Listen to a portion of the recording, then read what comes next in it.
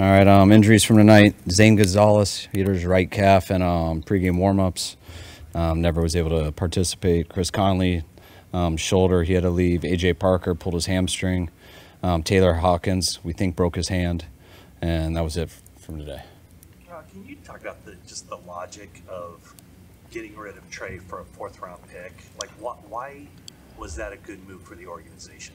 Well, we decided on our two we're going to be that we were going with. We'll see how our 53 works out to see if we're going to keep 3 or not. And when we told Trey, when we told him that he wasn't the 2, I said we'd like to keep him here as the 3. But we also want to do what's good for him too. And we'll see how this plays out. Now, when we looked at other teams and he told us that he would like another opportunity to go somewhere where we had a chance to be the 2, we thought we got some good deals for him. There was a number of teams involved. To end up getting the 4th was a little better than we anticipated and clears up a lot of money and allows a better situation for him too. Did he request the trade, and was it a situation where it was unrepairable to the point where if he wasn't traded, you would have had to release him? No, it was never unprepared. What did you call it? Yeah. We could always fit. I mean, we were good. Like Trey, it actually had a great conversation with him today. Had a tough conversation when I told him he didn't win the second job. Today was much easier, just going through it for the last couple of days with him. But no, there was nothing to fix. It was what it was. And I told him when we told him that he was going to be the 3. If he could find another opportunity that was good, we'd allow him to do that. And he did. And we feel he'll be better for it, and I think we will too. Why did you end the quarterback competition before the 3rd preseason? Because I knew it. I thought it would take longer. I wanted to go through this game, but I knew it. And I think a lot of guys knew it. And I think he had an idea. It was more about my relationship with Trey that, I'm in meetings with him every day and stuff. I'm on the field with him every day. And I could get a sense that he was starting to feel that we felt that way. And it was the truth, and I don't want to BS him. So once I thought that once we knew, and once I could tell he knew that we knew, I remember the night before, I realized, I'm going to come in the morning and tell him. I don't want that between us. So I did. Didn't expect it to get out right away, but it did. But that was something I thought I owed to Trey, and I told Trey right before a team meeting that we had.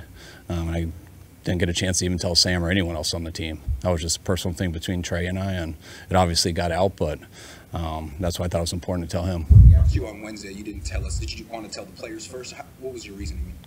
No, my reasoning was, I would love to tell the players first. I'd love to tell Sam first. We were hoping that Trey was going to come to practice still, and I totally understood why he didn't. He asked if he could have it off because, he was a little emotional and stuff. Didn't want to be around the players like that, and totally understood that. But we're still hoping he would come, and then by the time he didn't, wasn't going to have a meeting on the field to tell the players who we announced as a second-string guy. And I had, not to mention, practice ended at 1:43, and I had a radio show at 1:45. And so I got on a radio show, and I talked about it for 20 minutes there, and that's what I felt good with, because I thought if I talked about it there, you guys would get that information. Unfortunately, I found out that radio show was delayed because of a baseball game. They went into extra innings, so you guys didn't find out till 4:30. So if I would have had it over, I would have told you guys right away. But usually when I do a radio show, you guys get that stuff pretty fast. So I thought you guys had it, and I realized that you didn't until about 4:30. Team today. When you signed Darnold, did you tell Trey this could be the backup? Was it clear to him? And if it was, what was his reaction even back then? I told Trey the same thing I told you guys. Brock since day one. So, I mean, it's been everything we've told you guys, we've told him.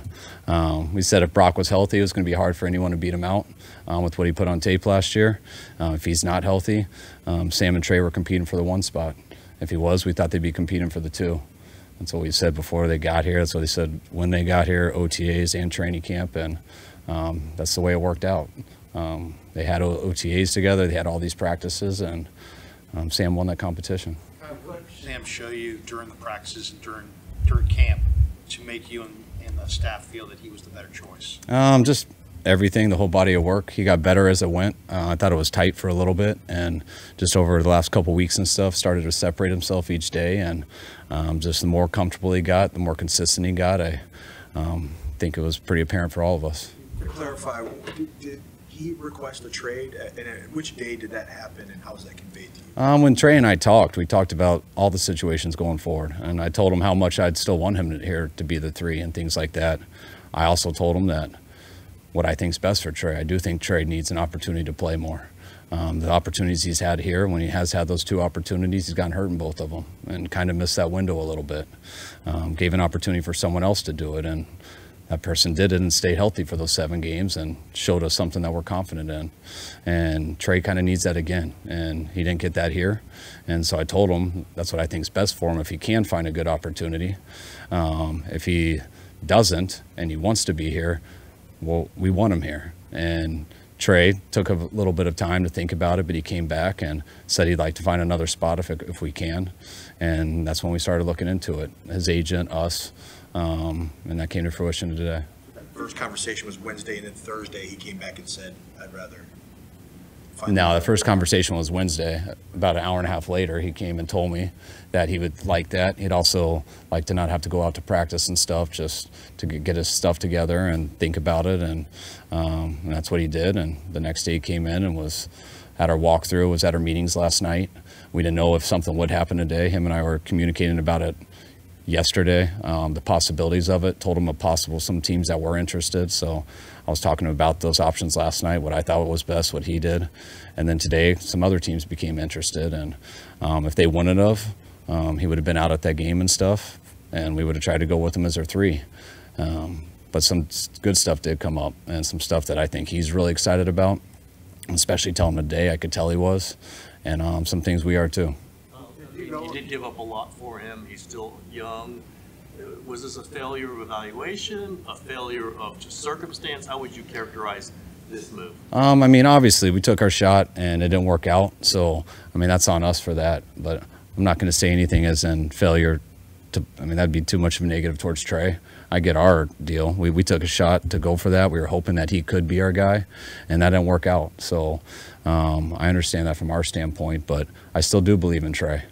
And, about 3 years ago, we had the 12th pick in the draft, after that COVID year, but we thought we had a really good team. And we didn't think we'd have a chance again to get close to that top area to take a quarterback in the top 10. And when you have the 12th pick in the draft, we went into it realizing it was a risk, but we thought we weren't going to pick that high again for a couple of years, and we would never have a chance to move from 12 to 3. We tried to move up to a number of spots before that, but 3 was the first one that would do it. We looked into everything between 12 and 3. And we got that, and we took our shot, something we believed in and a person we believed in. Was hoping he could play more his first year. We knew he wouldn't come in and just take it over from Jimmy, but we were hoping to mix it in and kind of give him some experience. But once he broke the finger and stuff, it just got tougher for him as time went. We knew we'd commit to him the next year, which we did. We knew he wasn't fully ready in every aspect, but we knew he had a skill set that we could put some stuff together to give him the chance to compete and grow with a good team as he developed as a full quarterback. And he got hurt in the first quarter of the second game, which kind of set that back. And now we're here in the 3rd year, and we still got a good team. And we thought it would be Trey. I think we got pretty fortunate falling into still having a rookie quarterback in our 3rd year that happened to be the 7th round pick.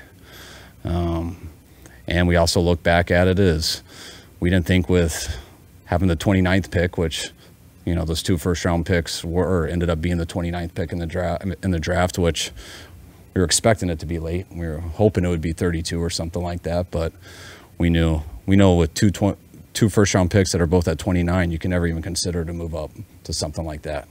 And so we had to act then, and we did. Didn't work out, which can be a huge challenge, but that's why we feel pretty fortunate what we fell into. Was Trey able to go over the options with you this morning before you accepted the trade, and then how did you convey that to the team? I just told the team I told them after the deal, just, anytime you trade a quarterback and things like that, I mean, all those guys are going through some similar stuff. I'm going to have a lot of tough conversations with a lot of guys over these next few days. But I always told them the circumstances are different when it's under this magnitude, someone a quarterback position, someone who was drafted like him. So I just told them that's up for John and I to decide. I hope they trust us with what's best for the team, but they just got to be prepared for those questions and stuff, which they're not going to know much about. One non-QB question. What's the status of Jake Moody and how long is he going to be out? That's week to week right now. We're hoping that he can have a chance for week 1. He ended up straining his quad last week in practice, and we'll see how his body reacts to it. With Zane's injury, does that mean you have to look at other kickers? We most likely got to, and we definitely got to have a plan B for week 1. You know, Zane could have been that, but he's probably not going to be ready for week 1 too. Looking at what happened to him today. A couple days, Kyle, you did say 10 days ago, it kind of when it really clarified. You go back 10 days from that, that was a Raider game. Was that kind of the defining moment for this decision? No, I didn't mean it that way. I mean, I just threw out 10 days. Today, I just said the last couple of weeks. You know, you never make a decision off one day. You never make it off of one preseason game or anything like that. It's accumulation of work. I thought it was a lot tighter earlier on in camp. I thought the more Sam got comfortable, the more reps he got, the more he started to separate himself, and I think that's been over the last couple weeks. Was there anything about the Trey Lance experience that you wish you had done differently? You know, I always feel like I let Trey down. I mean, I wanted him to come here. I believe in Trey. I believed in him before we took him, and I'm responsible for that. I didn't want to throw him into the heat of battle right away, but I thought he needed to play. So we tried to figure out every way to do that. I mean, if I can look back in hindsight, he broke that finger on a helmet on that 4th preseason game versus the Raiders. I wish I didn't put him in a play that had him break his finger, because I think that really hurt him in his first year. And not only did it hurt him not getting able to mix in much, but it hurt him in the practice time because he had to adjust how he threw and things like that, which I think set him back for his second year. When we went into the second year, we gave him every chance to do it. We were going to make an offense that, to me, gave him the best chance to be successful at that time, which we did do. And when you do that, you hope a guy can stay healthy so he can stay out there long enough, but that didn't last long. It was the first game, and after that, I mean, I always felt for him, and we continue to work with him, but sometimes things just don't work out. Was there an internal struggle about, he's still a young guy, he's 23 years old, he's only halfway through his rookie contract. Did you consider just keeping him here just to give him a chance to eventually be the guy that you thought you were getting when you drafted him? Yeah, we do consider that. I just think that was hard for us to do that with where we're at as a team, how much time we have given him, and the situation here where we gave him every chance to beat out Sam, and it just didn't happen. And when you look at it in that case, there's not much opportunities you can do on that practice field. There's not a developmental league. There's not a whole field on the side where we can get our players just to practice to give him reps. You got to get the 1 ready to go. And when you're not, it's hard enough to get the 2 ready to go.